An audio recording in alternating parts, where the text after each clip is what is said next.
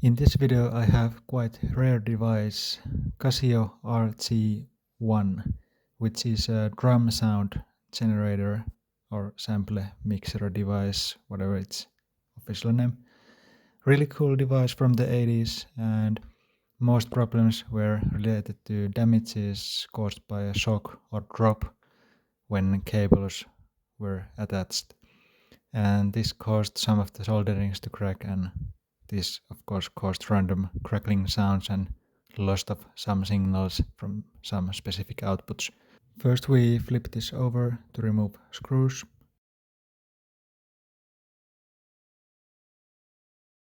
Then we flip it over and we can open the top. We need to access the PCB with the sliders. So next the knobs out, cables out, and then the PCB can be unscrewed.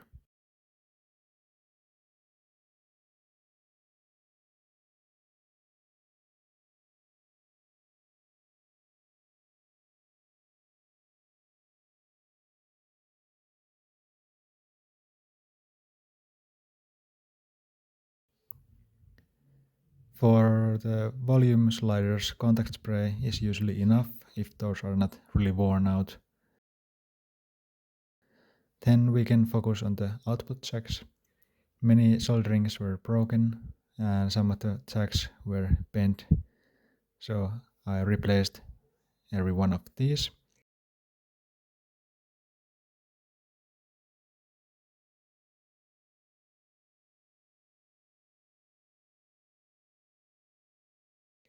And while doing this I also resoldered other joints around the PCB.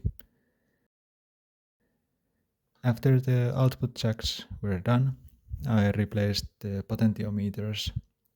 These are for the sample tone I choose, so not critical, but of course we will fix these.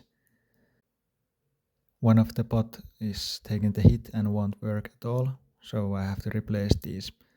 New ones are really hard to find since these are type C potentiometers, so-called anti-logarithmic potentiometers. A and B types are much more common, and those types will not work well enough in this kind of application, so I couldn't find the physical match. But I did find bigger potentiometer which is type C and with matching resistance value, so I'll go with these ones. New pots will fit but require small modification for the PCB to make enough room. Edge of the PCB is wide and there's no thin copper lines traveling in that area, so there's no harm to file that area a little bit. I also need to file the bottom plate frame in that area to prevent collision with the potentiometers. But on the outside, device is untouched and it's possible to restore back to original look if later I can find the original potentiometers. Now PCB fits back in place, then just small jump wires to connect potentiometer to the PCB, same way as the original, and we are ready in this area. Now just similar repairs for the other output jacks in the bottom plate PCB. More cables need to be removed, but nothing too complicated with this one.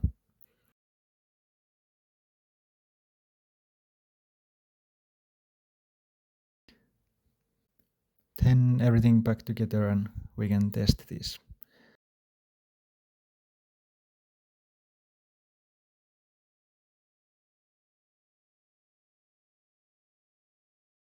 I will check that all sounds go through their individual outputs as well as the main outputs.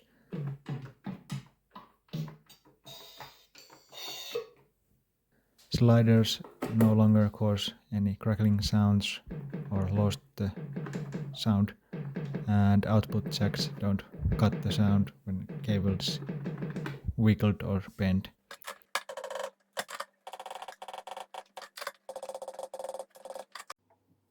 And the sample memory works fine.